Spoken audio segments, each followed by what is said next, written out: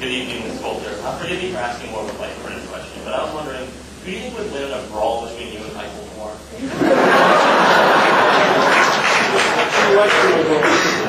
I would quit.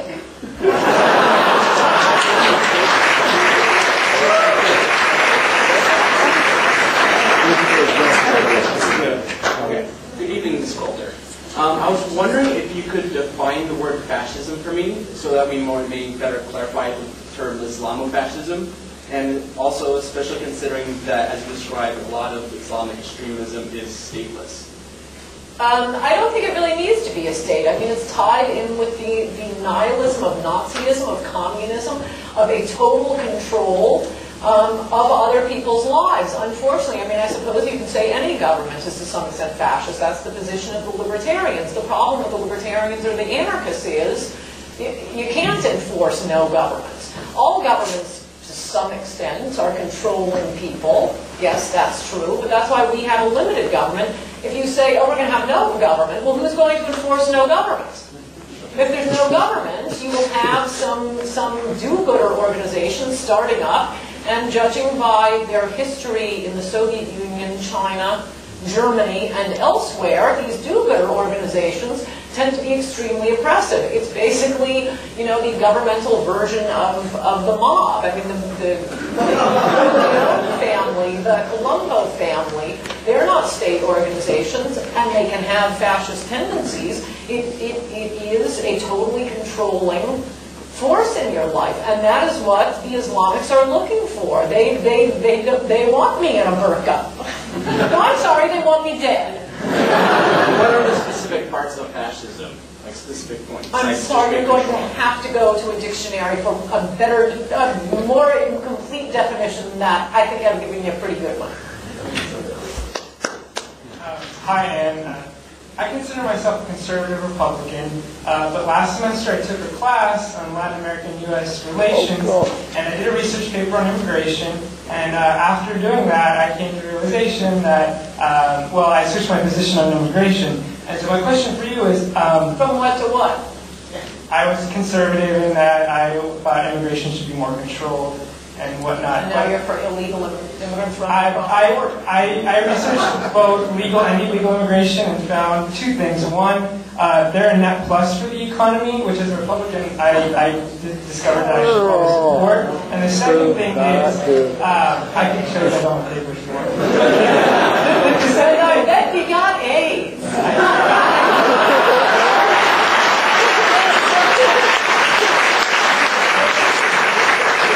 The second reason is one that is really where my question focuses, and it's that the immigrants who come, especially from the South in Latin America, are more conservative than probably half the people in this room, in that they're more religious, they're traditional, they have very traditional values, very family-oriented. They're Republicans. I mean, in my eyes, if it wasn't for the immigration issue, they would vote Republican. And I don't understand why the Republican Party is so scared to let them vote Republican, but generally they're the ones who come here legally. And for one thing, there's no reason that we can't. What an immigration policy is supposed to be is you know, the way the NBA, you know, a team chooses its roster. Why can't we choose the best ones? That's what we used to do. Now, I mean, we can get the Republicans, but I mean, it's just not a good method of picking someone who's going to be a citizen of, oh, they live within walking distance. That's not a good method, and I don't dispute a lot of them are great. I don't know how we know how many are great and how many aren't great. I also think what I was saying before, the kind of country they're coming to, and fine, okay, I won't blame the illegal immigrants for this. It's the liberal culture and the multiculturalism culture, the We Hate America culture. They're coming to a country that won't defend its own traditions. And a country where, you know, liberal do-gooders are out saying, oh, here, sign up for welfare. Here, you don't have to work. And as hard-working and religious and Republican as they may be when they come here, you know, Republicans are busy with jobs. Liberals are out luring people onto government welfare. That's what they do.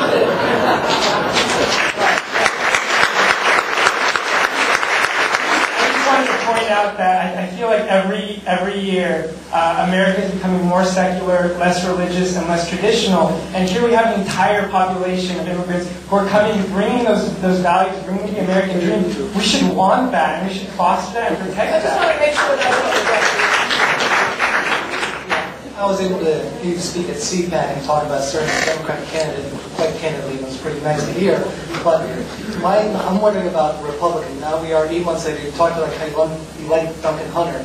I'm wondering who you like now, and if actually that person has a chance of beating Hillary. Right. Who are the Republicans you think has the best chance to beat Hillary? Right. Well, I still think Duncan Hunter is the best candidate running, but he's polling at about 1%, and the usual response I get to that is who? I mean, he's a congressman, and like one of my other favorite presidential candidates, Pete DuPont, who was governor of a very, very tiny state, he just may not be coming from large enough a pond. And I do tend to think that it's down to Giuliani or Romney, and they're not bad. I don't think they're as bad as we think they're going to be. I think they're probably going to be better than they were in Massachusetts and New York City, because they did have to get elected, in North Korea. They had to get legislation through the Soviet Politburo. So that's as bad as they're ever going to be. As I wrote in the column last week, I think Huckabee is less conservative than Romney or Giuliani. Thompson I don't trust, because both of them come from much more patriotic, sane, normal person type states than Massachusetts or New York City. And for Fred Thompson, in one of the most crucial votes in the last century, to vote against removing Bill Clinton for perjury, I just think it's shameful. You keep hearing Osama. They're doing the same thing they're all doing. Be Osama. You keep hearing Obama saying, we want to get rid of the cobwebs in Washington. Well, we're not looking for an experienced politician because we want somebody with cobwebs. What we want is a record. And I think that is a shameful record for Fred Thompson. I mean, that great congressman out here from California, James Rogan, an incredibly impressive Republican. He was one of the House managers of, I just remembered the students here were all in kindergarten when Clinton was impeached. We impeached that guy. One of the House managers was James Rogan. Fantastic Republican. He lost his seat over managing the impeachment. Now that is a brave man. He did the right thing and lost the seat over it. And Fred Thompson, with calls from Tennessee, as has been reported, overwhelmingly in favor of removing President Clinton, and Thompson votes no on one of the counts. I think that is what the polite word is.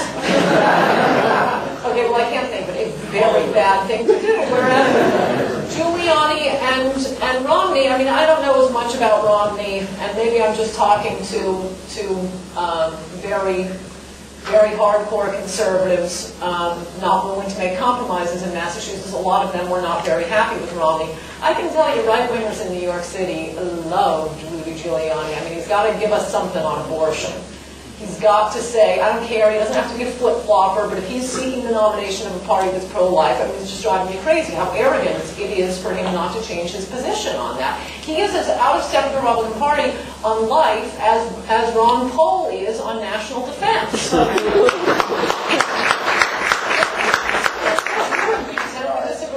I disagree with that nice young Republican on illegal immigration. I disagree with my own president on illegal immigration. We're a big tent. We have lots of disagreements. But the three irreducible minimum principles of being a Republican are national defense, smaller government, and life. And Giuliani doesn't have to be taunted by Alan Combs, oh, you're flip-flopping. He can just say, fine, I'm not flip-flopping, but I'm seeking the nomination of a party that's pro-life. I promise to govern as a pro-lifer. Fine, that's all we need. But for what he did in New York, he did a lot of really conservative stuff in New York. I think the same thing about Romney, but I'm not as familiar with his record. They're not as good as Duncan Hunter, but I think we have... and they will be running against Hillary Clinton. I don't know why Democrats seem to be confident that Hillary, she's a shoo-in. Yes. Almost half the country doesn't hate Hillary.